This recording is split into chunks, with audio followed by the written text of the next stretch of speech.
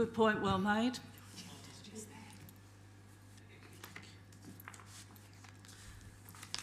I think I was loud enough for everyone to hear anyway. Yeah, I know I'm very loud. So the first item on the agenda is the minutes from the meeting held on the 12th of February. And I know that sounds a long time ago. And before we do that, we'll take the apologies. And I know there's a lot of substitutions tonight. So, Jan, if you'd like to run through those. Thank you, Chair. We have received apologies from Councillor Dobson, in which Councillor Whitehead will be substituting for. We have apologies from Councillor Davey and Councillor Aditium is substituting. Apologies from Councillor Franks and Councillor Young will be substituting.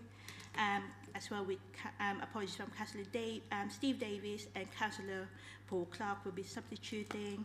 And we also received apologies from Councillor Canning. Thank you. Thank you very much, Jan. I think, Councillor Ditcham, you're still called Councillor Davey, but we know who you are, really. Okay, thank you for that. So we'll now go on to the minutes of the meeting held on the 12th of February. Seems a long time ago, but we had the elections and council meetings in between, which is why there's such a gap. So I just want to have some agreement that the minutes are correct. You had those pre-circulated. If there's any issues, raise them now. Otherwise, can we agree that they are an accurate recording of the meeting that we held on the 12th of February? Agreed.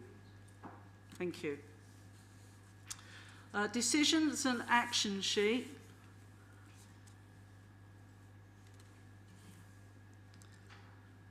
Again, this was circulated with the minutes and the papers. We have the decisions and action sheet there was no further actions on that. Cabinet portfolio update was approved. Annual presentation by Chelmsford Partnership was presented and report noted. Presentation of Essex violence and vulnerability was noted. And the presentation from the Essex Countrywide Travellers Unit was present and they were noted as well. The work programme, we are, in terms of on the work programme, there was the suggestion of the youth engagement with the council, the theatre inform and debate. Now we have an item on the agenda for the theatre, but post that there will be, in 6 months' time, another presentation about how that's progressing and how the whole thing is working out and what the results are and how that is actually being worked through in its actual active state. And the new director of theatres will come to explain their role as well. So that will be put into the future programme. The Theatre Capital Refurbishment Review has taken place and we have the various dates and obviously the presentation here tonight, which is a combination of all the meetings that took place. And I think in terms of that work programme, that's where we are, but there are other things to follow. Any comments on the action sheet? I'll move on then to item 5, declaration of interests. This is a declaration of interest. All members are reminded they must disclose any interest they know they have in items of business on the meeting agenda, and they must do so at the point on the agenda when those matters come up or as soon as they become aware of the interest. If the interest is disclosable pecuniary interest, they are also obliged to notify the monitoring officer within 28 days of the meeting. Does anyone want to declare any interest at this point? So nobody has made a declaration. Members would also have an opportunity to declare any interest at any point during this meeting. We now move on to public question time. And I understand that we have one question, and if the gentleman, I think it's a gentleman, is going to come forward and put that question.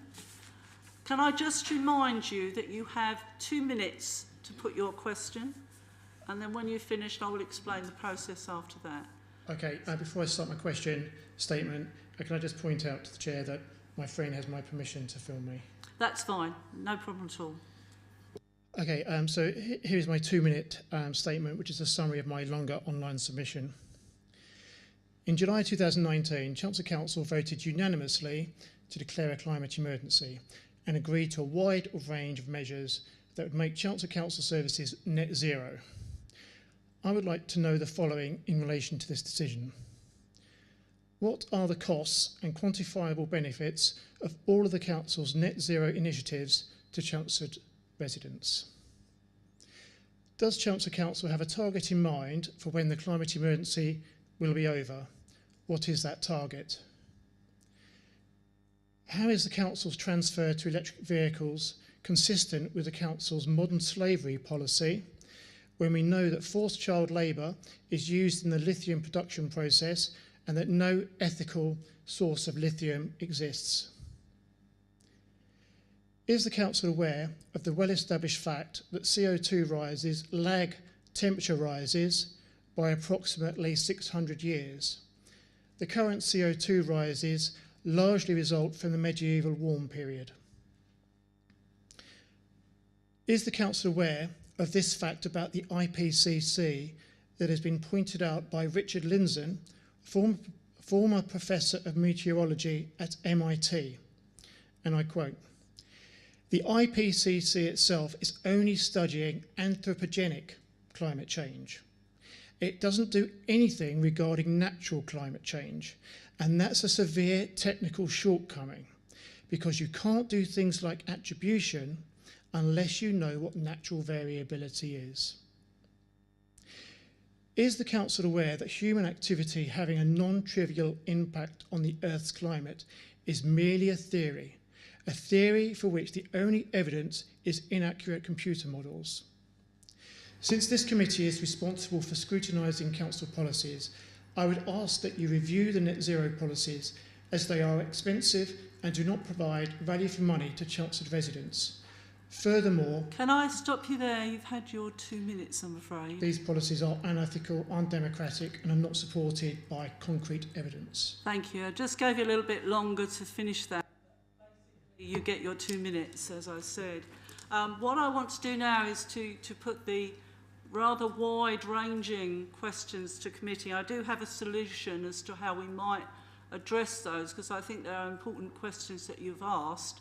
I think some of them, many people would struggle to answer, but I think they are interesting, particularly in the current issues that we're facing today. So I don't know if anybody in the committee has any questions or observations they want to make on this particular public question.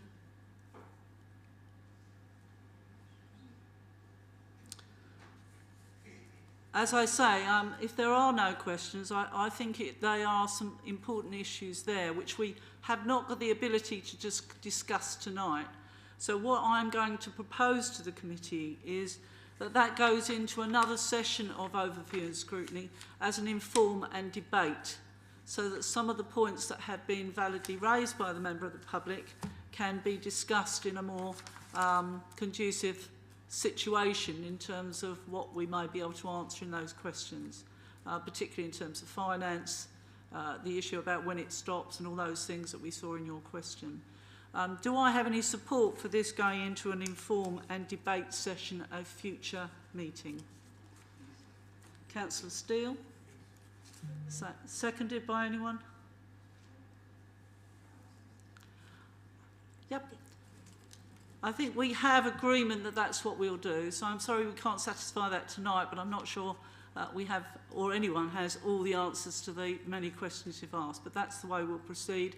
And once we've got a date set in the programme of work, then you'll be able to come and watch that informal debate come along. Okay? Yeah, it will go on the website as to when that will be, and I'm sure we can notify you individually. Okay. Right, thank you.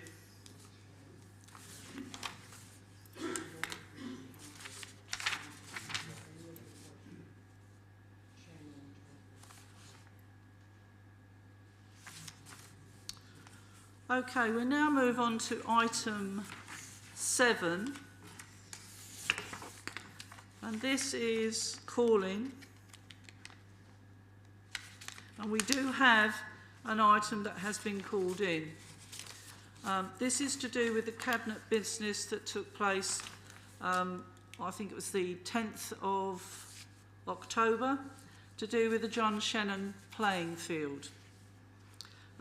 This matter has been notified officially that it's called in, and sorry, it was the 8th of October, and it was the John Shannon Fields as a proposal to make it a local nature reserve. And this call-in will be facilitated on the additional overview and scrutiny committee meeting on the 4th of November. So that's a notification of the 4th of November for the call-in to be dealt with. Are there any questions on that? Okay, then we'll now move on to item 8 on the agenda, which is the planning enforcement inform and debate. And I'll ask the Kirsty Douglas and I think it's Keith Olds, yes, if you could do your presentation, please. Thank you, Chair. Good evening, everyone. You'll have all read the report that was in your agenda pack, but I just wanted to run through briefly what I'm going to cover in my presentation. Slightly more informative than the report with some real-life examples, so hopefully it should help you understand planning enforcement, what we do and the challenges that we face. I'm just going to run through what we do as a service, what a breach of planning control is, what that even means, and then we'll look at some examples and some challenges, and then I'm happy to take questions. So, firstly, I'm Kirsty Dougal. I'm the Planning Environment Manager. I manage planning enforcement and natural environment within the Planning Service. And this is Keith Holmes, who is the Planning Development Services Manager. In terms of the planning enforcement team, we have a Senior Planning Officer in the team, a Senior Planning Enforcement Officer, and 2 planning investigators. That's our current team structure.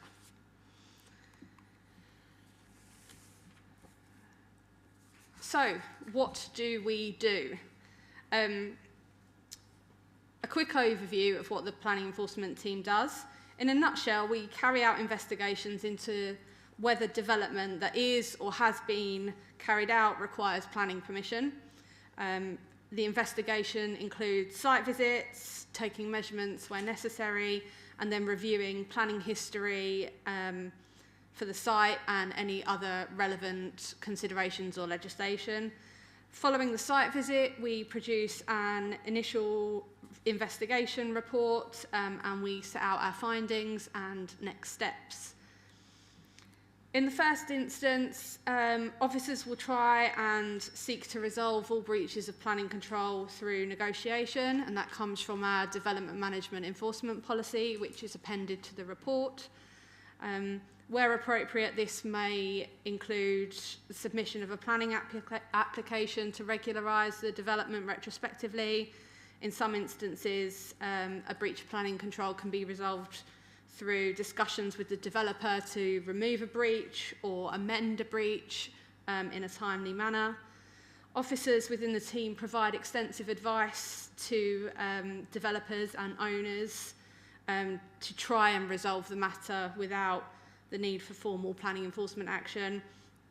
But of course there will be instances where negotiation or a regularising planning application isn't possible, or that doesn't resolve the breach of planning control. And in those situations, we'll look to take formal planning enforcement action.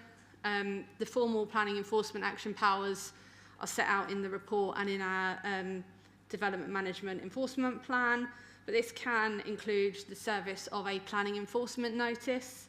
That's the most common remedy to a breach of planning control, and that essentially sets out steps that someone is required to carry out by a certain date. We do also carry out compliance monitoring and checks to establish whether a development is being carried out in accordance with any planning permission that has been granted. While we'd like the compliance monitoring side of things to be a proactive service, currently that service is reactive, so we react to any complaints we receive, and that's largely due to resourcing at the moment. But any complaints that a development is being carried out not in accordance with the planning permission, then we will investigate as normal. So I thought it would just be useful to start to drill down a little bit into the challenges and provide a bit of a backdrop as to the challenges that we face as a service. First of all, what a breach of planning control actually is. The Town and Country Planning Act is our governing legislation, and this says that planning permission is required for the carrying out of any development of land. That seems quite straightforward, but the word development can have different meanings, and that's been the subject of many court cases. It's a technical assessment, and there is sometimes grey areas between development and not development, and we will come on to that. But the legislation also tells us that development means the carrying out of building, engineering, mining, or other operations on, over, or under land, or the making of any material change in the use of the land or buildings. As I said, it's been subject of many a court case and many planning appeal. So just to give you a flavour of what that might be, because it's not as straightforward as you might think. In simple terms, a building operation is what you would expect it to be. That's probably the easiest one. Building operation is a building, includes structural alterations, construction, rebuilding, demolition. An engineering operation is largely something to do with the movement of ground or the laying of material or the removal of material. So quite commonly that would be something like creating an earth bund or laying a hard standing. Other operations is where it starts to get a little bit grey, and that is defined as an other operation which is something else normally undertaken by a person carrying on a business as a builder. As you can see, this is where it starts to get a little bit grey. This could be things like fencing, or it could be things like installing some glazed panels where there once was an opening. But that one's not as easy to define. And then finally, there's the making of a material change of use. There's no definition of material. However, it's linked to the significance and impact of the change. And you may be aware that in planning we have use classes, and that to a degree defines where a material change of use may occur. Whether a material change of use has occurred is a matter of fact and degree, so that means that we have to do a lot of thinking and a lot of research into every alleged material change of use. Material change of use could be the use of the land for the siting of a caravan, or it could be the use of the land for residential garden. So there's a wide range of what a material change of use could be. And I just wanted to highlight how complex this issue of development can be, with some examples. So on this slide, you've got 3 photographs of shipping containers. They're all from different sites. They are within Chelmsford. They're all on different sites, but they're all relatively similar. They're all about the same size. They're all made from the same material. They're made of metal. They're all on the land and have been on the land for about the same period of time, and they're all used for storage. So the first picture, in 2016, we received an appeal decision which said that that container was a building. And then in 2019, we received an appeal decision which said that middle container was the use of land. And then just when you thought that was slightly confusing, we received another planning appeal decision in 2019, which said that that last container was not development at all. So what can appear to be quite straightforward can be quite complex, and there are never 2 sites which are exactly the same.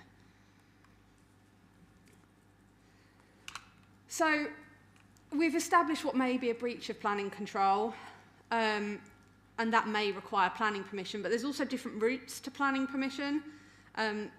This would most commonly be through a planning application, which is probably the one that you're all familiar with, but it could be that a development already has planning permission by virtue of national permitted development rights handed down by legislation. And then there is a third route known as prior approval, which is sort of a combination of the two. Something's permitted development, but you have to ask the local planning authority first. So again, even if something needs planning permission, it's not as simple as it having a planning application that's been submitted to the council for determination. I hope this isn't getting too confusing. So we've established that there's a breach of planning control and it hasn't got planning permission. So what do we do next? The team, as I said, will focus on negotiation first of all to try and resolve the case and try and resolve the breach. And here is an example of where only negotiation was used to overcome a breach. So this is a property in the Greenbelt which was significantly extended without planning permission. It's a semi-detached cottage, isolated Greenbelt position. That property was extended by the way of a 2-storey side extension, a single-storey rear extension. There was a rear dormer window, which you can see in that first picture, which conflicted with the roof, so it meant that the roof of the extension was flat, and that's not something that we typically like from a design perspective in planning. We also had the 2-storey front projection, and you can see the use of materials contrasts greatly from the red brick of the adjoining cottage. So a planning enforcement case was open. That case was open for 2 years. In that time, there were 3 planning applications, 2 appeals, 2 rounds of pre-application advice, and a lot of persuasion and negotiation, I think it's fair to say. The rear corner of the extension, which you can see in that first picture, was removed. So the rear extension was kind of set back a little bit. The dormer window was removed and the pitch of the roof was put on, so it was no longer flat, which was better from a design perspective. The front projection was removed, and we also had some changes to materials, which in this case we were lucky, I would say, in that both cottages were owned by the same person, so they had the power to clad the other house in that black material. But essentially, this was all achieved without a planning enforcement notice or without planning enforcement action. So a lot of negotiation went into that, but we ended up in a situation that worked for us and the homeowner. So if we can't negotiate something, or negotiation hasn't resolved a breach, we have discretion whether we take formal planning enforcement action. There'll be an assessment of expediency, and we're directed by national planning guidance that we should usually avoid taking formal enforcement action where a breach is trivial or technical, doesn't cause any material harm, or the development may be acceptable if a planning application were to be submitted.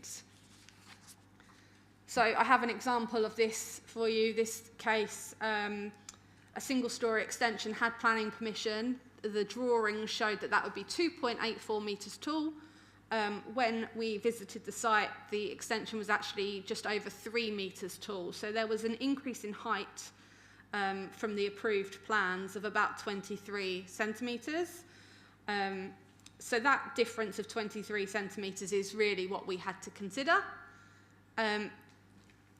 For reference, 23 centimetres is about the same height as a 2-pint bottle of milk. And in this case, we came to the conclusion that it wasn't expedient to take planning enforcement action because it was such a minor increase in those circumstances. So that's an example of where something wasn't expedient to take action. And then we come on to formal action. We'll have some cases where it's clearly expedient to go straight to formal action and skip the negotiation stage. The example I've got here is a breach of planning control dating from last September. We have a travelling showman site that was set up over one weekend on a previously green, undeveloped field in the Green Wedge. They didn't have planning permission, so there was clearly a breach of planning control. And to us, it was clearly unacceptable in planning terms. So we decided that it was expedient to take formal action. And we had to do that quite quickly to prevent more damage being done, because we were told when we were on site that a further 3 plots were due to be formed. So we carried out our first site visit. I think 4 days later, we were in the High Court seeking an emergency injunction to prevent further work. We then had interim High Court injunction orders to prevent further work. And in March this year, we received our final injunction order that says if the planning appeal is dismissed, then the occupiers of the land have to move off and return the land to its former condition. And that planning appeal actually starts by way of public inquiry tomorrow.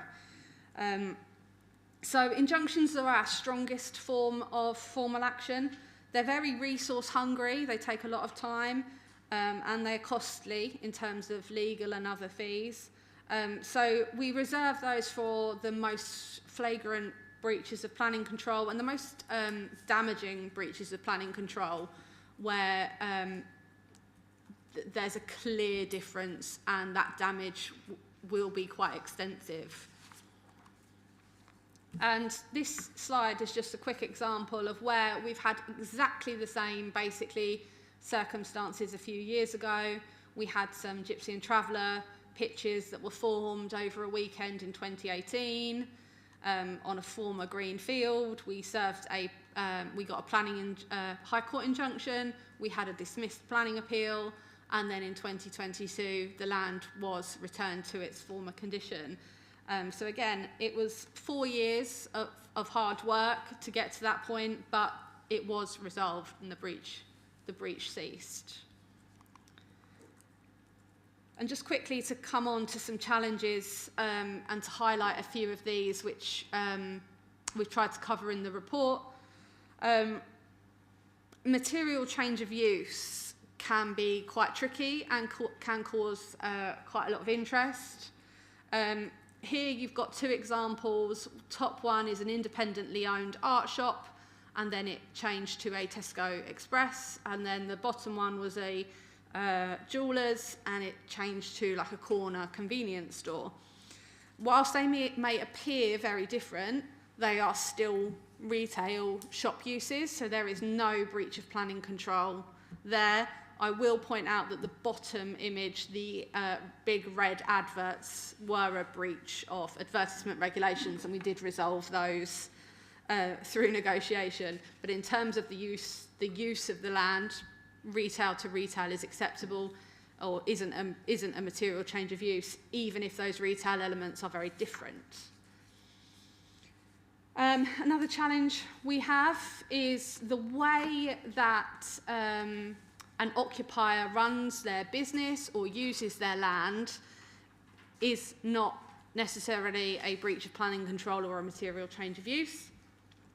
You could, for example, have a pub that chooses to show sports matches outside of an evening, late into the night, drawing large crowds.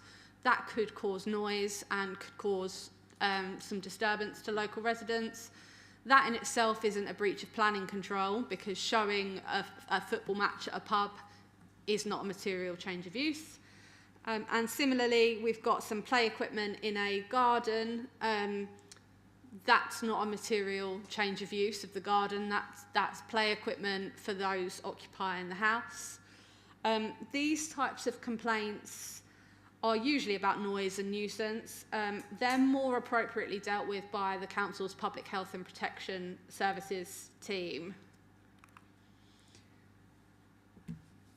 And then my final challenge I want to draw your attention to is that planning enforcement can't always fix a breach. Our powers are ultimately limited. There will always be certain individuals who have a disregard for planning law and regulation. And in this example, we were earlier this year granted another High Court injunction to require compliance with 5 enforcement notices. The breaches are, to a degree, still ongoing, and the injunction has not been complied with. The High Court judge's language, and I've highlighted some of the phrases in there, but some of those phrases, persistent non-compliance, no willingness to comply, persistent flouting of planning law, they show you that the type of people that we are dealing with sometimes, and sometimes people have no desire to comply with enforcement notices. Ultimately, it seems like the only way those breaches could be resolved is by direct action, which, as we've set out in the report, is where the council can arrange for and carry out and pay for remediation of the land or the site. But for this example, based on a quote from 2019, we were looking at least £150,000 plus VAT to remediate the site, and then it would have been an extra £5,500 for storage of vehicles per week moving forward.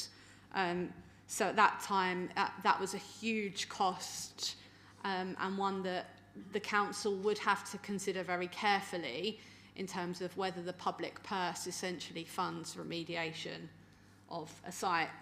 So I hope that is useful. Sorry, I didn't want to talk at you for that long, but happy to take any questions that you may have.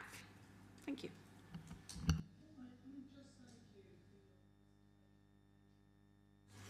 And in addition to that, from personal knowledge, all the help that you give to councillors, because I think in my post bag, certainly, planning is one of the largest issues that I have to deal with, and it's very helpful that planning officers always get back to us very quickly with the answers and what they're actually doing about it. So thank you very much for the presentation and the work that you do. Can I now put this out to people to basically ask questions or probe? Councillor Steele. Thank you, Kirsty, for the presentation. Yeah, I've got just a few issues to clear up. If I look at page 19 on the agenda, this is question number 1. I've got 2 or 3 after this as well, Madam Chair.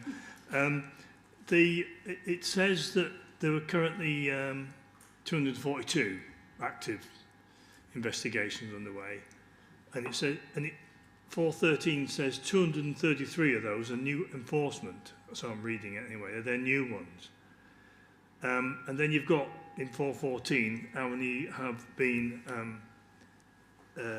what actions have been taken, but that doesn't add up to me, because if you've got 242 at the moment and 233 of them are new, I assume you must have closed a lot as well during the year, and that doesn't say how many you've closed. So that question number 1 is kind of what's the closure rate? I mean, you talked about 6 per week coming in. How are you closing them, or are you getting overwhelmed? Shall I pause at that point for you to answer? Yeah, sorry, I didn't put a stat in there for how many are closed a week. I'll be honest, it's a constant stream of new cases coming in and cases being closed. It's probably about a similar rate, I'd say. So if we have 6 cases come in a week, we're probably closing at least 6 in a week. We do have the ability to run stats on how many cases we're closing because we went out and there was no breach at all. But yeah, we are closing a decent number of cases, mainly because they'll be regularised through a planning application. That's probably our most common closure, is that a breach is resolved in that respect. Thank you. May I continue? Yes. Yeah, thank you. Thank you for the closure rate. And you did mention that probably many of them or some of them are closed with no breach. Is there anything else? Is there anything we councillors can do to help? I mean, I get regular complaints. I come to you often with somebody's complaining that there's trucks parked down Broomfield Road outside the new development. Is there anything we can do to kind of stem that rate of them coming in? Yeah, and I'll pause at that point. I think, to be honest, like you do, Councillor Steele, if you're contacted by a resident that has a concern about whether there is a breach of planning control, they may be able to explain the situation to you, or you are likely to know possibly about that anyway. Feel free to give us a call, and we can let you know informally whether it sounds like there may be a breach of planning control or simply whether there is unlikely to be. If, for example, in that example, it's a case of vehicles parking on a road or something like that, that's not a breach of planning control. So we could give you that advice before formally opening a case. So, yeah, we're always happy to take calls from councillors. Yeah, if that's helpful to you, we're happy to do that, and that helps us. As a particular issue, and I think Councillor Robinson might be interested in this one as well, Persimmons in the Chignell area, is that on your agenda? There seems to be a lot of outstanding issues that I get contacted about, and I think Councillor Robinson has the same issue as me. Yeah, Persimmon at the Chignell estate is something that we are currently dealing with. Through you, Chair, if you want me to go into more detail about specific sites, then I can try to, but if you're happy, it's on our radar and it's something that we are looking at, yeah. Yeah, I don't think we have time tonight to go into the specifics of every planning thing, so I think we'll leave it that if we have a specific, that's dealt with outside the meeting. I'm also conscious that we have a time constraint and that there may be other people that want to ask a question. Thank you. Sorry, you were saying about remediation of sites and storage of vehicles. Is there an option to be able to seize land or to put charges on land to recover those costs? Yeah, so if we were to take direct planning enforcement action, so if we were to appoint someone to carry out the works on our behalf, then yes, we can legally put a charge back on the land.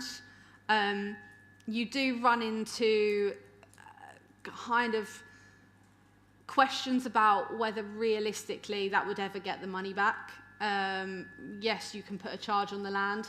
That's if someone is the registered landowner. You know who the registered landowner is, and all the legal questions that would come further forward with that. So yes, technically it is an option, but it's not something that we have carried out, and it's not something that I can say, yes, we've done it and it worked really well, because I think from what I know from other authorities as well, it's fraught with legal difficulties.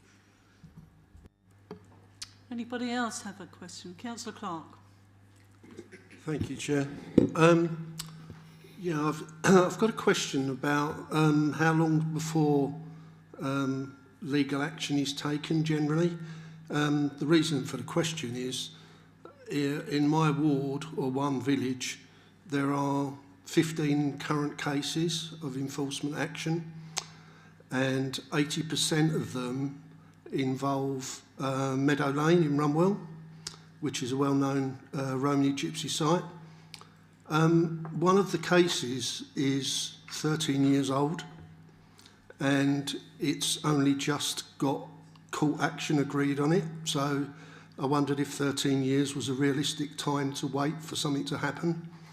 And also, I noticed a number of cases were closed last year because they did not pass the public test, and they had been outstanding for a number of years. I wondered if you could explain what the public test is. Thank you. Yeah, so in terms of when we will take or when we will have legal discussions or take legal action, formal action, it very much depends on the nature of the breach, the risk of the breach continuing, getting worse, whether the position is stable, what the public interest is like. So it's very much down to a case-by-case basis. In terms of a case being 13 years old, I'm not sure of the specific one, but that may be a case that 13 years ago a notice was served, for example, or a High Court injunction was served, and the case still appears as an ongoing case.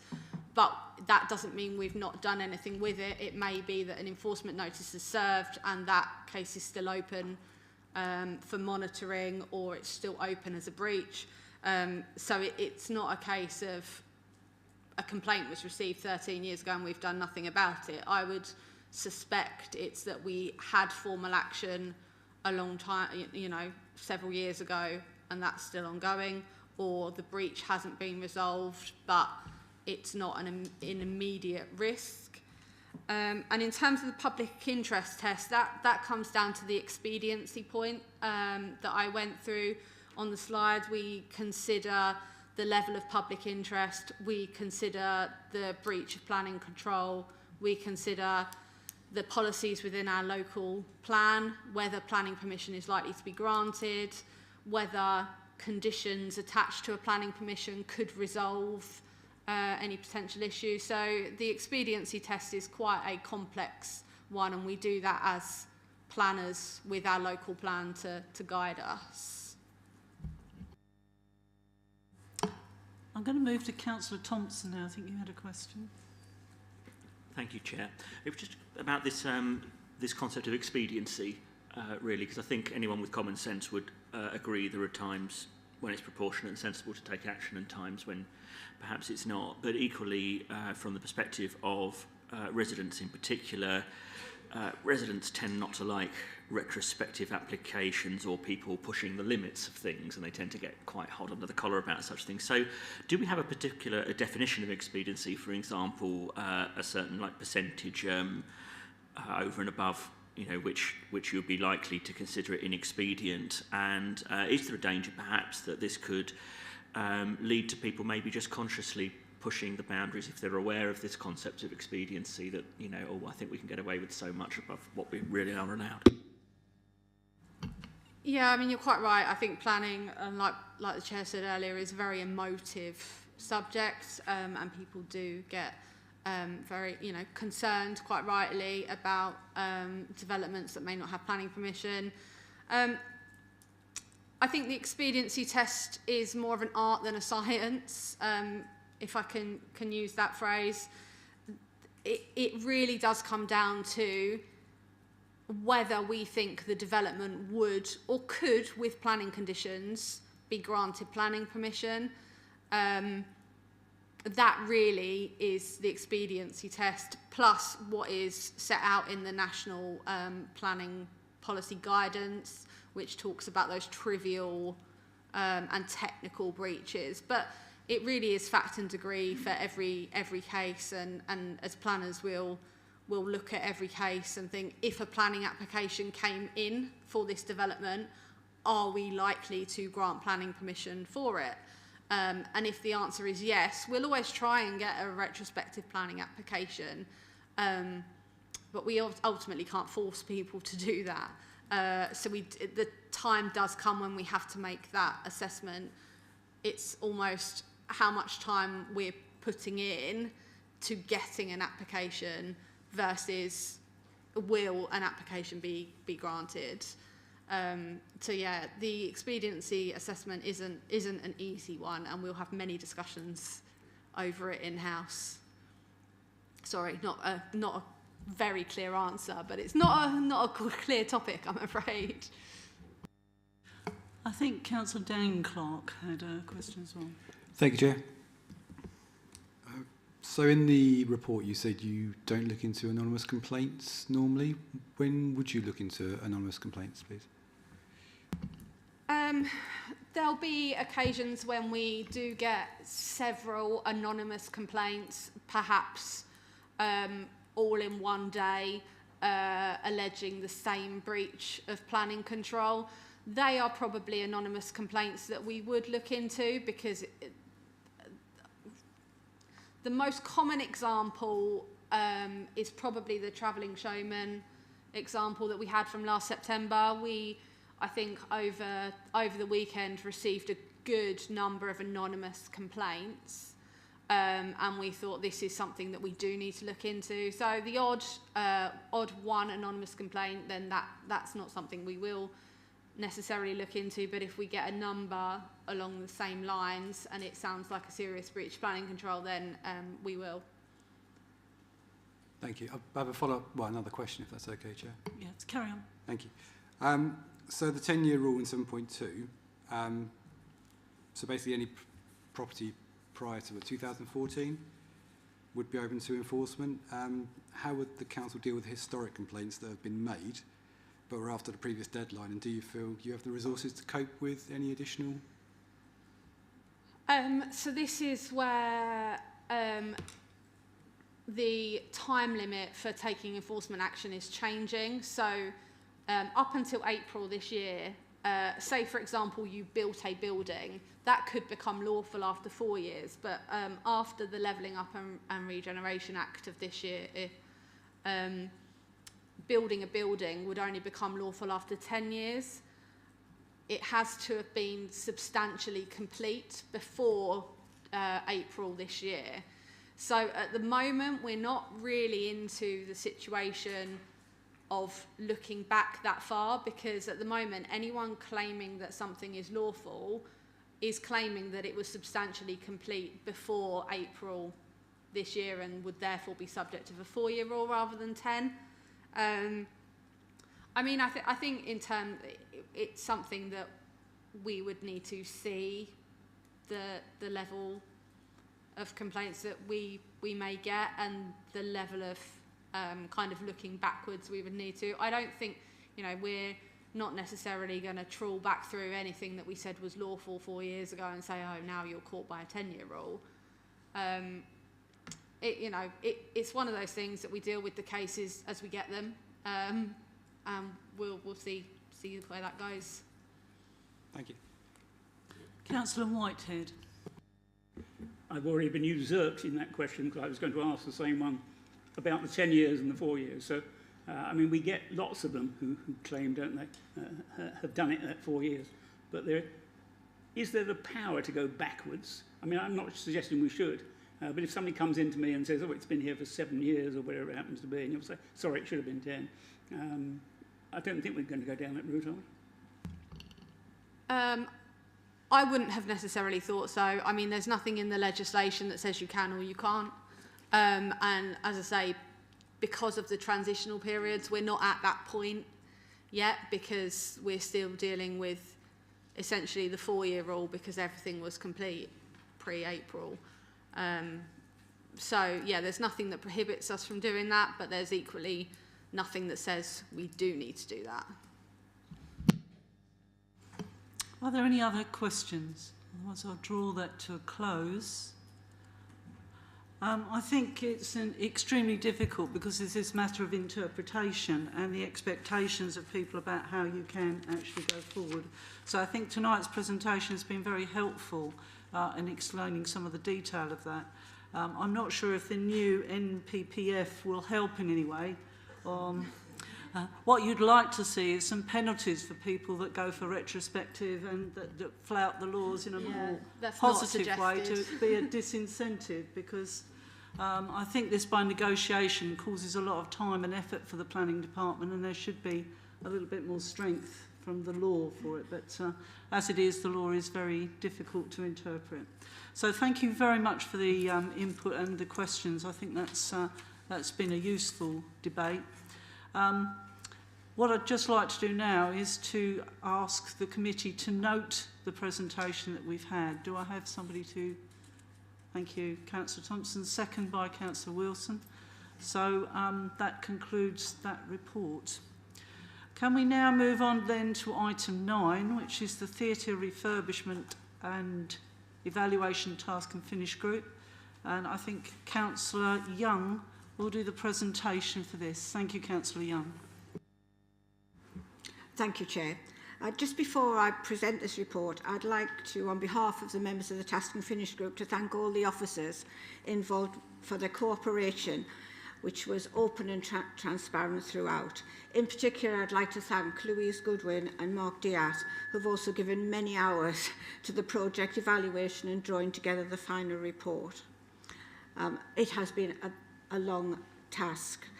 My thanks also go to the rest of the members of the Task and Finish group who've challenged, prodded and checked throughout this process. I know members have been waiting for this for quite some time. You'll be pleased to know I don't intend to go through the report page by page, and I don't have a formal presentation. However, in arriving at the final reformat, we have tried not just to provide the committee with an evaluation report, but also to indicate how the Task and Finish members questioned, challenged and shaped the process. That you can see throughout the report in the blue boxes. I hope members found that format user-friendly. This was not a straightforward project. Refurbishment projects rarely are, and ambitions grew before the work was tendered.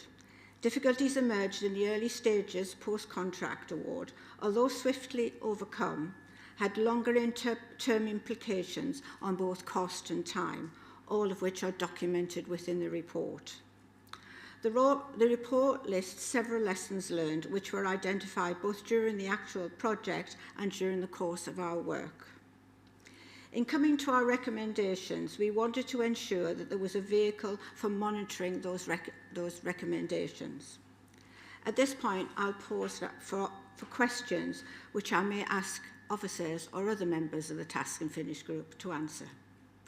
Thank you. Right, everyone has had a chance to read the report. Does anyone have any questions? Councillor Whitehead. Right, thank you very much for that. Sorry I'm a sort of interloper tonight, but I know Councillor Dobson did a lot of work on this really, and it's unfortunate that she can't be here, and so I'm trying to sort of catch up on the thing.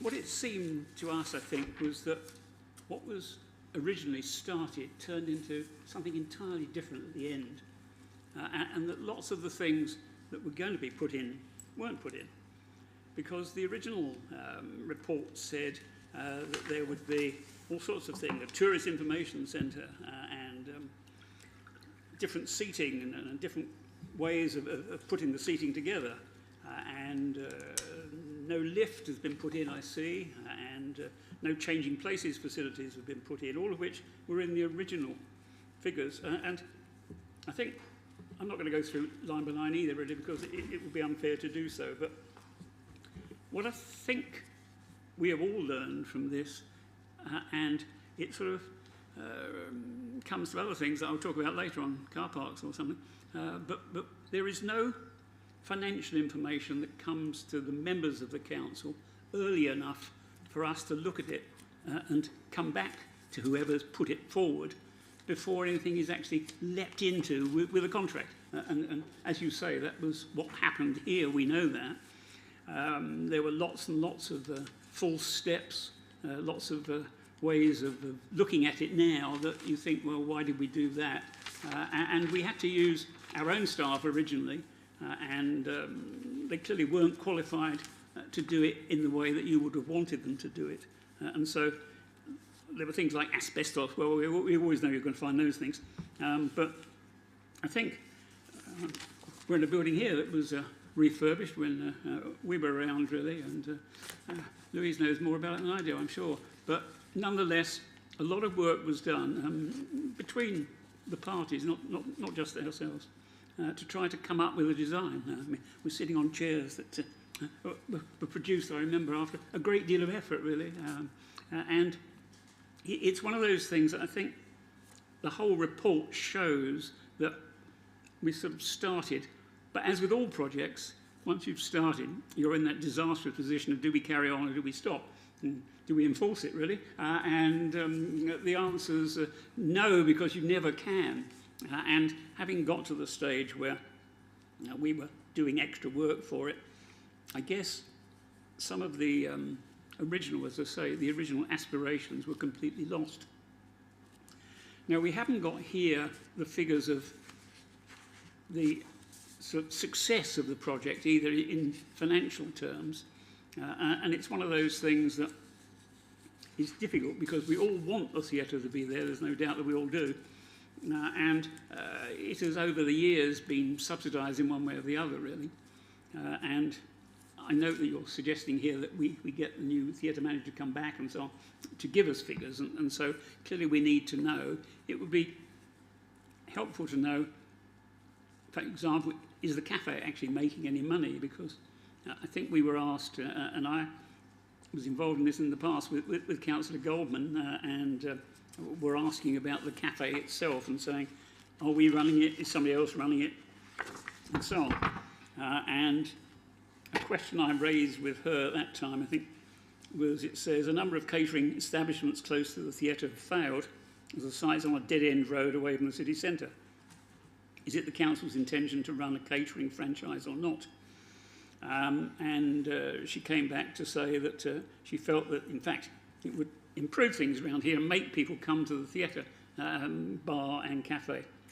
And I don't know, again, we've no figures suggesting whether that's been successful or not. I mean, it looks bright and cheerful outside. We've got new productions coming in, and I'm not querying all of those things.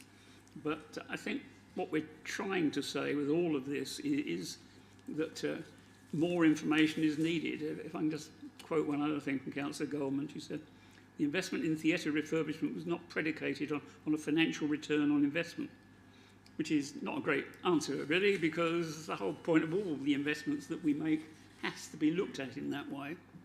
And it is frustrating, I think, to all of us that we don't know now whether the refurbishment, apart from what it looks like, is a financial success. And I say that in the light of the comments that were made at Cabinet last week, really, about our financial situation. Can we afford to do these things? And it is unclear that the right amount of work was done at the beginning that would have achieved that. So I think, as I say, I'm not planning to blame anybody, anything. We all want to see these things succeed, really. As the Chair said earlier on, really, we're all on the same side here. We're actually wanting to see all the things in the council get better. But if we don't have the right financial information at the start, we end up spending, well, it was, what, £3.5 million in the end. It was £1 million in the original one. Lots of discussion about whether it was a budget or an estimate and so on. It certainly appears in the council's note as a budget. And from that point of view, I think we've spent a lot more money on something that financially may not have been desirable. And commercially, it's certainly getting different productions there. And you know, it is one of those things I think we want to do. But we haven't perhaps done as much as we'd hoped. In particular, I think that the lift and the changing places one for the disabled is something that we really must look at again. It is very difficult with old buildings, of course, to do such a thing. And I think from that point of view, we can't sort of start knocking bits of it down again, really. That's not going to happen either. So can I thank all the people who are on it, because, I mean, I've read it through, and it is a well put together report. It shows the warts and all, if you like, really, of the situation. And we need to learn from it. And as I say, Councillor Robinson and I will discuss that sometime or other, really, that we need a wider view of all of these projects. I didn't mention Waterside, but nonetheless, we do need to have all the information, because we believe that we and everybody here and others can help the thing proceed in the way that financially is successful, as well as the actual design work and all the aspects that the public want to see from the farm. So can I thank you for the report? Councillor Young, did you want to respond to that in any way? In paragraph 13.10, we do give some indications of how the theatre is performing currently, but there was not time. We didn't have sufficient time in the time frame from the task and finish to actually be able to ensure to give you sufficient information, which is why we suggested the gap of 6 months to come back and see whether it looks to be very positive, but we appreciate that it needs more work. But there is indicative information there. I think I'd also just want to point out that when I said that the ambitions changed, they changed before the contract was tendered. And the information had come to Cabinet and to Council in that process about what additionally was being done. And if I can quote Louise also in this, Louise said, "The building fought back throughout the process," which was why things like the lift couldn't actually happen, and that is explained within the report.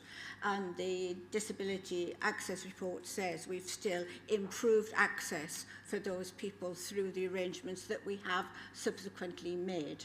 And I really would want people to appreciate what we have actually got as a city now in a theatre and how welcoming and that side of it is. We're not trying to hide anything about the process that we went through to get this, but we have got a theatre that is very much contributing to the cultural work within this city, which we need for the health and well-being of all our residents. Well, we look forward to 6 months' time having the detail, and I think that has been referred to, and we are expecting to hear that. I'm not going to come back to Councillor Whitehead yet, because you had the floor for quite a while. Councillor Maskell. Thank you, Chair. I would just like to reiterate what Councillor Young has said. As a regular visitor to the theatre with a disabled 93-year-old mum in a wheelchair, it is significantly easier to take her. The access is much better now. And I regularly take a 1-year-old grandchild to 93-year-old grandmother and everyone in between. And the variety of cultural offerings is absolutely fantastic. And I know that people travel from much, much further away to come and see amazing things in our theatre. And we have regularly 2 performances in both the studio and the main theatre every week, and the half-term offerings are really good. So it has massively improved, and I've seen that firsthand. So I'd like to thank everyone involved in that. Thank you. Councillor Steele. Thank you. You mentioned paragraph 1310. Actually, I was looking at that as you were speaking about it. It compares the performance with 1920 performance now. 1920, wasn't that a COVID year? So 2020. It was the year before COVID. Okay. Nevertheless, there's a statement underneath that says above figures do not include central recharges, i.e. marketing, finance, legal. If you include those recharges in, doing the quick maths, it's actually making more of a loss now than it was in 1920.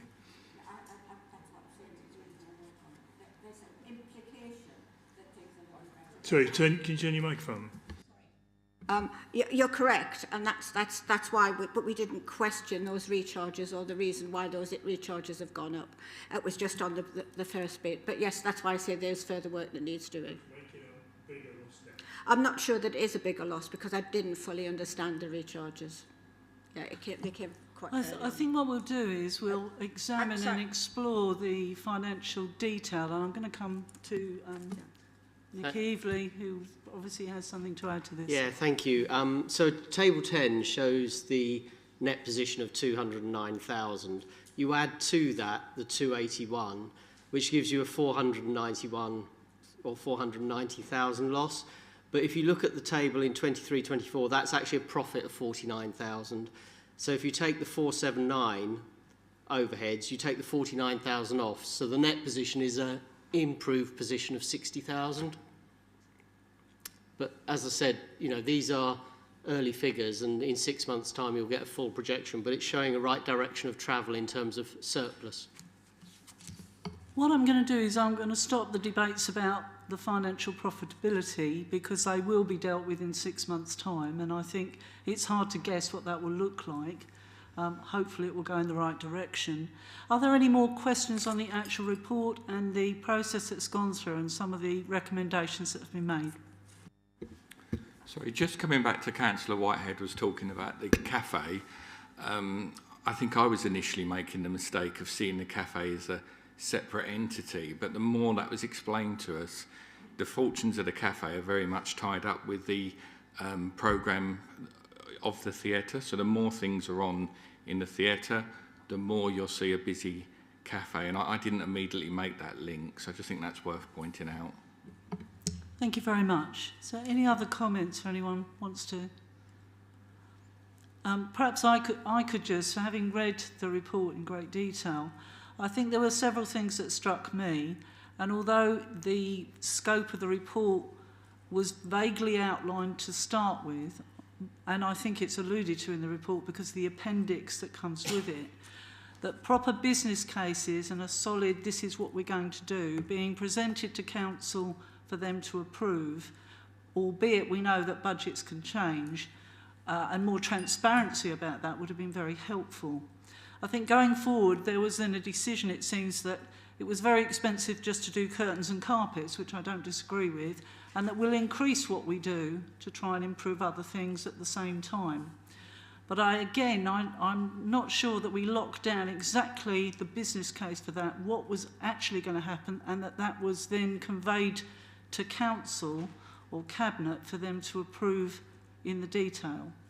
And I think one of the things that's come through on this is that lack of project management that came through in the end that had to be addressed by the consultants.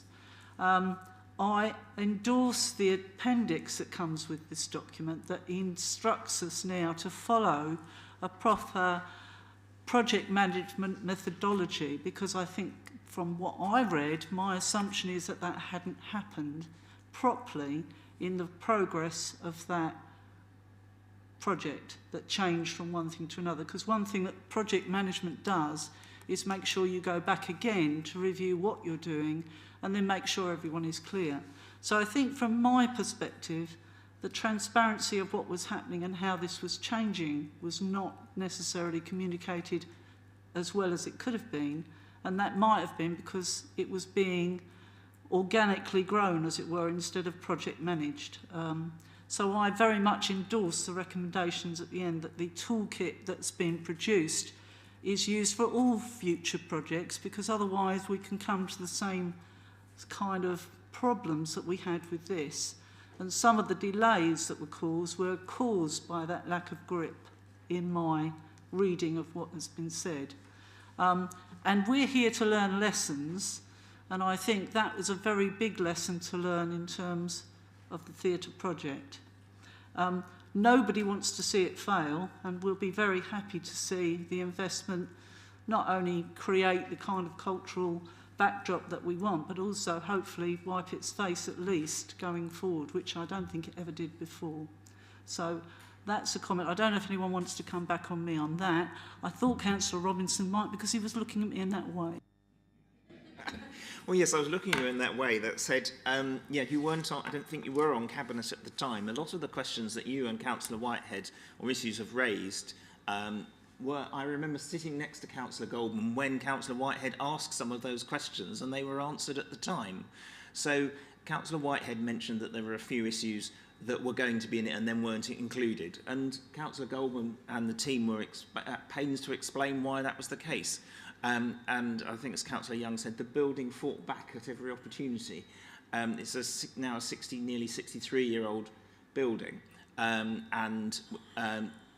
There were various things that we wanted to put in there and was explained why. So that we looked at changing the seating arrangements, but couldn't because of the layout and particularly because of the number of exits. You can't get more seats in because you needed more exits, and you can't create an extra exit without completely demolishing a large part of the building.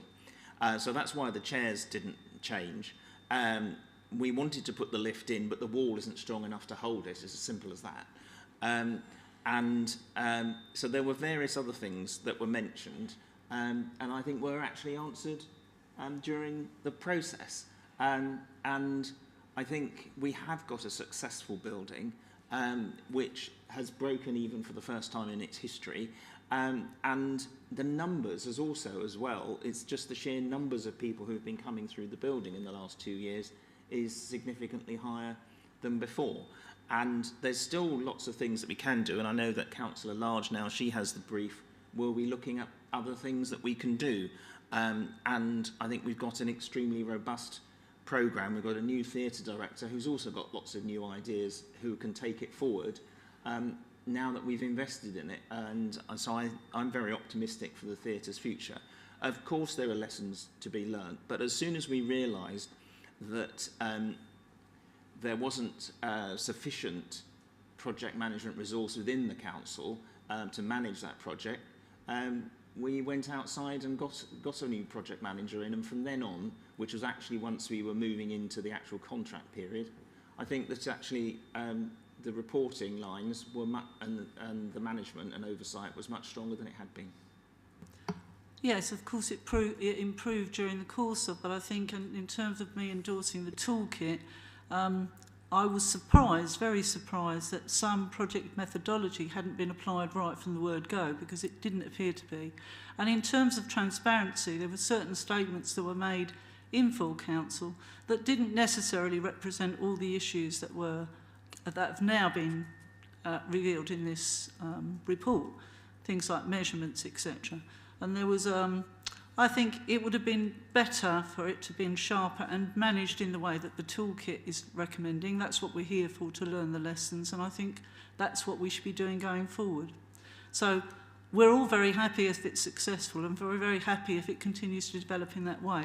The point of this is to look at what went wrong and what can be done better next time, and I think we've had a report and the attention of the group that has teased out these issues, and they're very clearly in that report. I think that's been very helpful going forward for other business, because it doesn't just apply to the theatre and the way that was done. And I think if we hide away from that, then we're missing a trick about how we do things better in the future. That was my view. Councillor Steele. Thanks. So I do agree with what you say. I just want, one thing I wanted to raise is in terms of a business plan, an original business plan, and where we ended up. I guess somebody at the beginning thought £1 million budget to get a set of outcomes, and in the end spent £3.2 million to get a set of outcomes, maybe the same, maybe different. It would be useful for me if the report actually showed what was the original spend £1 million and what you get in terms of outcomes, and spent 3.2 million, and this is what we have got in terms of outcomes. I know, and you mentioned the cafe, for instance, and I think it would be useful to see what benefit the cafe brings in terms of financial benefit, but also whether it attracts people in. I mean, at the end of the day, there are 3 cafes there now. There's one upstairs, there's one in the theatre, there's one in the main theatre, and there's one at the studio. So the cafe must be something to do business-wise with the studio, I would imagine. So as I say, the thing that was missing for me was initial budget versus benefit, end spend versus list of benefits, and I would like to see that. I think that toolkit will help us to establish those things. I think that will be it. Is there any other questions? Any other comments? Just one question I've got. How, I know the changing places wasn't possible, and I understand the restrictions of the building. How often has the mobile changing places actually been used? I think Mark can probably answer this, but I think it's to do with the type of performance that we have at times or when requested. Yeah, so the mobile unit's been going for a refurbishment and repair, and is currently with the Essex Cricket Ground and being utilised there. And the plan is to bring it back to the theatre for relaxed performances on a regular basis. We're currently in the process of trying to find a supplier who can move it from the cricket ground to the theatre to put it into use and empty it and clean it each time. But that's the plan, is to utilise it for relaxed performances in the programme. And I take it there'll be a cost associated with that, moving that around? Yes, there will be, yeah. And so we're trying to find a supplier that offers value for money. It might be useful in the 6 months' time to verify what that looks like, how often it's been used, and the costs that are involved in that, for the completeness of it all. As we have all finished on that item, what I want to do now is again thank everyone for their very hard work and wish the theatre every success in the future. But I think what we need to do now is look at what we need to approve in terms of this committee. So I'm going to go through the list of recommendations that we have for the theatre. And the first of that is the thoroughness of the work of the task and finish group be acknowledged and the contents of the comprehensive evaluation report be noted. Can I have that noted? Thank you. The Council ensures that the lessons learnt from the project are used to inform future projects and that decisive action be taken on the recommendations outlined in the evaluation report to drive continuous improvement. Can I have that approved? That the new theatre director even, be requested to present to the committee a detailed report as an inform and debate item in 6 months after their appointment. The report to encompass actual performance metrics, a forward-looking plan addressing financial, social, cultural objectives and project returns, which would include, of course, as was raised, the cafe and the changing places now. Can I have that? And for me, I've added a sort of a direct one that we follow the recommendations of the toolkit that are in the appendix to the document, and as a lesson learned, use these for all the projects that the City Council is actually running or will run. Can I have approval for that? And excuse me, Chair, is that going to include things like the waterside? Well, I would hope that that would, yes. Okay, I agree. Thank you. And when I say all projects, I mean all projects, because I think whether it be big or small, the principles of it that are attached in detail are very helpful to that and give a great guide to everyone that's running any project, whatever it might be. Can I have that supported? I think we did. Did we support that? Yes, that was agreed. And then number 5 really is that officers be requested to attend a future meeting of the committee to provide a report on the use of the new project management toolkit to allow the committee to review the effectiveness of it and ensure that the lessons learnt have been effectively embedded within the council, which I think is sensible because there may be a review necessary to look at whether it needs tweaking or reusing or whatever in whatever way in the experience we have. Do I have a second recommendation for that? And seconded. Thank you very much indeed, and thank you again, because it has been a long journey. Almost as long as the theatre refurbished. We're on to item 10 now, and this is the report on the updates from council representatives on outside bodies. And you've received an update in the papers that has come out. Is there any comments? Jan, do you want to present that report for us? Thank you, Chair. This is just a very quick report, as mentioned, on all the updates from the council representatives from the last municipal year of 2023 and 24. Just for a brief summary then, so an outside body staff and finish group were formulated in 2022, which to identify which outside bodies continue to be beneficial, and their findings were presented in the February 2023 overview and scrutiny meeting. Their recommendation was for the committee to receive annual updates from the representatives and review outside bodies hasn't met before May 2024. And the list of responses are provided on Appendix 1. Following then on the May full council this year, it was decided that the City Council would not continue to represent 4 outside bodies, which are the Chelmsford Business Board, Chelmsford United Charities Youth Strategy Group, and Success Essex. And as members, I just asked to note the contents of this report. Thank you. Thank you, Jane. Thank you very much, Jan. Now, I invite any committee to discuss or ask questions about the report and the presentation that Jan's just made. If there are no questions, thank you. The committee has been asked to note the contents of the report. Can I have someone to recommend that? Thank you, Councillor Thompson, and seconded by Councillor Young, and we all agree that we've noted the contents of that report. Move on to item 11, request from a councillor to add item on a review of parking provision to the work programme. I believe Councillor Whitehead will ask that question.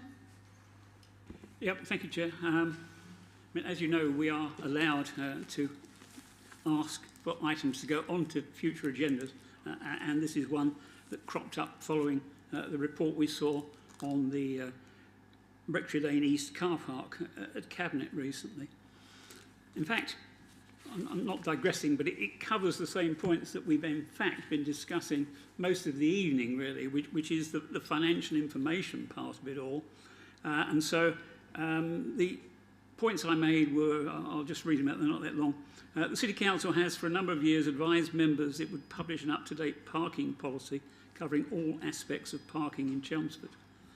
However, no policy has been brought to Cabinet despite requests for this to be published, in particular as a result of the administration's intention of closing a number of car parks and to use them for building affordable housing. Closure of these car parks, in particular Rectory Lane East, would, in our view, reduce the attractiveness of visiting Chelmsford, as the variety of present car park locations is the main reason for visitors and shoppers to choose Chelmsford over other towns around. No financial information has been provided showing the benefits of the closure of these car parks, set against the need to provide additional housing. It's accepted that full information cannot be provided immediately, so we'd ask the Overview and Scrutiny Committee request the Cabinet member responsible attend this meeting, or future meeting, and confirm a full report will be made to the next meeting of the committee, which includes a parking policy and the requested financial information.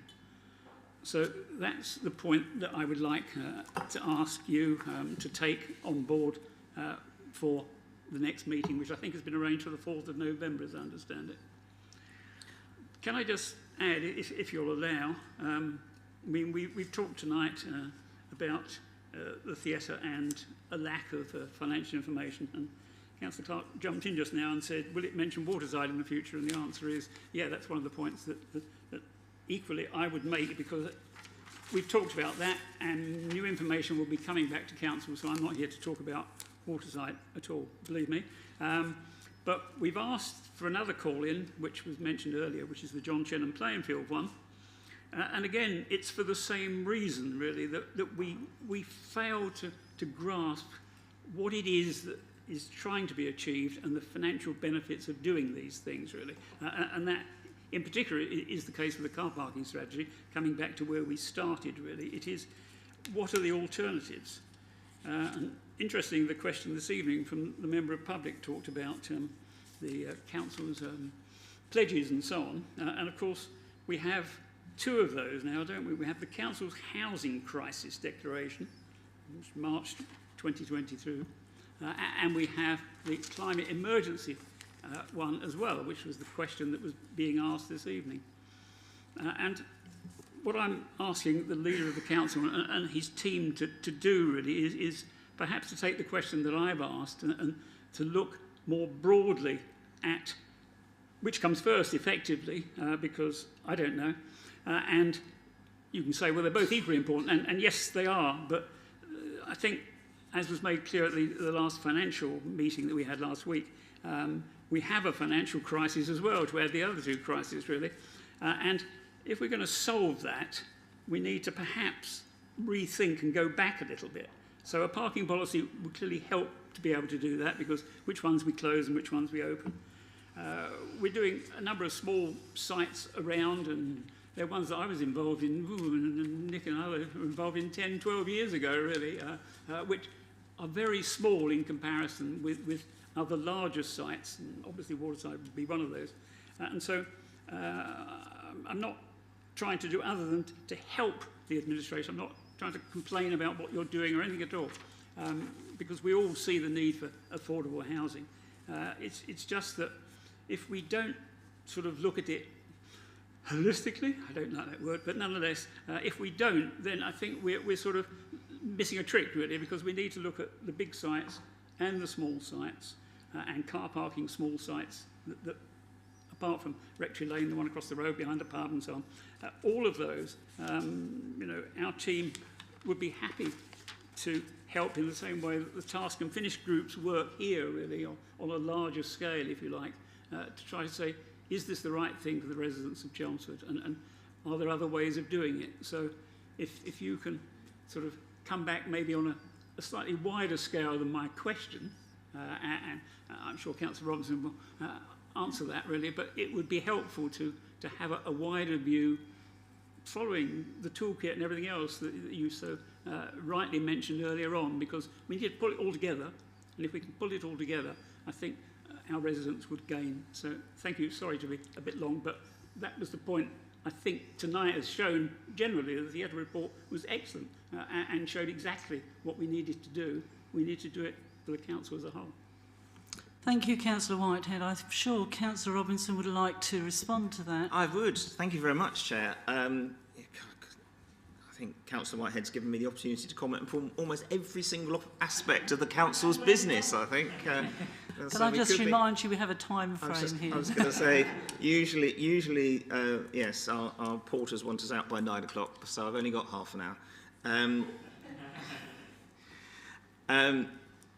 So, I mean, I think if I can sort of deviate slightly, since Councillor Whitehead went on a little perambulation, if I might do so as well.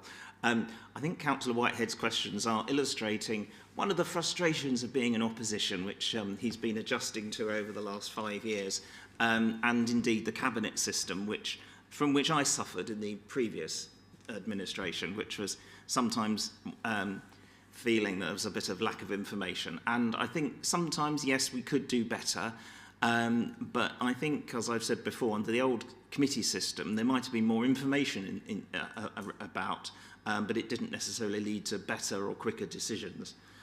But if I can return to the subject of what the question was supposed to be about, which is, can we have a debate about parking strategy?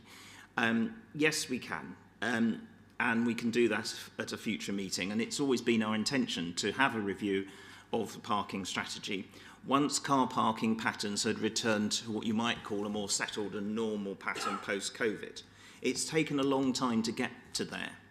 And parking numbers for the short stay car parking have recovered substantially, but not quite to pre-COVID levels, and long stay car parking has not, and we suspect probably never will recover to the numbers of customers that we had pre-pandemic.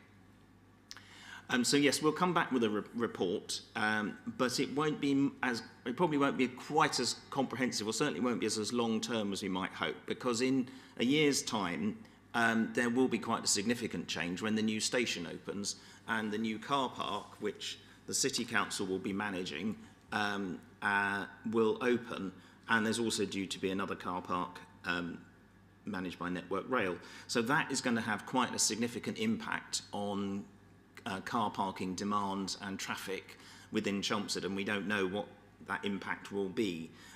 It's certainly the expectation that some people who currently drive in and park out there and use the station may drive to the new station, or hopefully, of course, get public transport to the new station, since they will be managing the bus station, because the County Council doesn't want to do that either, so they've asked us to do that. But the point, I think, the more fundamental point is that you alluded to, is the more pressing issue is the overall financial cost of dealing with the housing crisis. And that is the thing that dominates everything, really, in terms of our finances. And as you know, we have 488 Chelmsford families that are homeless and in temporary accommodation at the moment. Obviously, a key part of the solution to the housing crisis is to increase the amount of affordable housing that's built by private developers and housing associations via the local plan.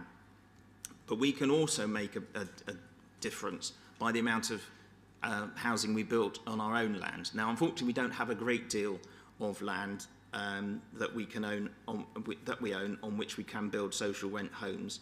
So the 6 projects that we've identified, Rectory Lane East is one of those small 6 projects that at Cabinet, when this came up, and in the meeting that you'd had with Councillors Davison and Foster, explained and reminded you about the decision in July 2023, when we decided to go ahead with developing those car park sites, which were put into the local plan in 2018. But specifically on the finances, we'll include a full financial breakdown in the report. But broadly, Rectory Lane East provides the City Council with income of about £95,000 a year. It's never fully occupied, and it sits right next to Rectory Lane West, which is also not fully occupied. So we've now, I think it's about 10 days ago, we secured planning permission for 22 homes on the site. So if we move the 22 families out of temporary accommodation, into nightly lets is the most expensive kind of a temporary accommodation, into proper social housing, the saving to the council will be about £294,000 a year. So 3 times the amount that we're getting in car park income. Even if we lost all the car park income, we'd be significantly better off. But we don't expect to lose much or any of that car park income because there still will be spaces available in Rectory Lane West and Townfield Street. So those car parks are still available to the public. So overall, assuming we don't lose much of the car parking income and with the housing benefit saving that we'll make, we should actually be £350,000 a year better off just by developing that one site. And as I say, we've got 5 others in the pipeline as well. So I hope that answers your question. And as I said, we'll go into that in more detail in a written report to a future meeting. Thank you, Councillor Robinson. I don't know if anyone else has got any comment on that. Councillor Clark. I'd just make the observation that you might save £350,000 a year, but in my experience, houses aren't built for nothing. So you've got to put in the cost of 22 houses into that number as well. Thanks. Well, no, that's capital, and I'm talking about the saving to the revenue budget, I was referring specifically to the revenue budget because the revenue budget is the budget which is under most pressure. As you know, as we've said at Cabinet, we're facing a £4 million shortfall for next year, and saving overall across those 6 small sites will be, hopefully, once we've progressed all of them, we'll be saving significantly more, because the 350 is just on that one site, and that's the revenue budget I was talking about. The capital budget is a different issue. I think as I'm going to put a motion in a moment to have this brought forward, that the detail, etc., can be teased out then if we agree to do that extra work. Unless there's any other comment, I'm going to move straight to that proposal because I think the detail then is a more wider car park strategy than just the one, and then perhaps the financial detail of that will be contained across the board then. So thank you for that discussion. I'm now going to invite members to vote on whether or not this item should be included in the work programme. For those who agree on this work programme, please raise their hand.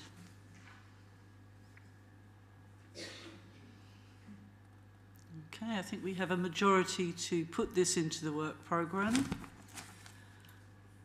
And for those opposing, just show of hands for those that oppose it. And those abstaining.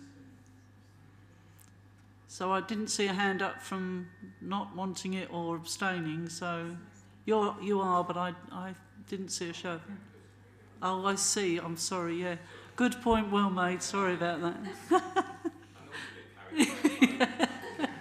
I'm looking for show of hands everywhere. That's fine. I think then we have voted to have that into the programme of work, and I think there is a plan that might well be included on the 4th of November, 18th of November. So there's so many dates now ahead of us. 18th of November, that will be included in the programme then. So thank you very much for those contributions. And I think that leads us on very nicely to the next item, which is Louise on the programme of work. Thank you. Members will be aware we have an ongoing work programme. The meeting of the 18th of November already has a number of items on. Bearing in mind there are 4 items that we've agreed to be added in the work programme over the next period. two of which are likely to fall in that meeting. We might have to make an adjustment to the business at the next meeting, but I would be anticipating the car parking item and the item on the climate question brought by the member of the public coming to the meeting on the 18th of November. But I will liaise with the chair and deputy chair so that we can discuss what might be moved from that meeting if that's what we wish to do, if that's okay with the committee. Does anyone want to ask any, comment on, answer any questions or make comment on what Louise has just said? In that case, can we note the programme of work? Do I have somebody oppose that? Thank you. And somebody to second? Thank you, Councillor Wilson. So we'll include and increase the programme of work. Is there now on to 13 any urgent business that we haven't dealt with tonight? As there's no urgent business, that is the conclusion of the meeting. I'd just like to thank everyone for their attendance and all the work that has gone into the reports and documents that we've been able to scrutinise tonight. So thank you very much for your time. And it's 20 to 9, so we've finished in a timely manner as well. Thank you very much.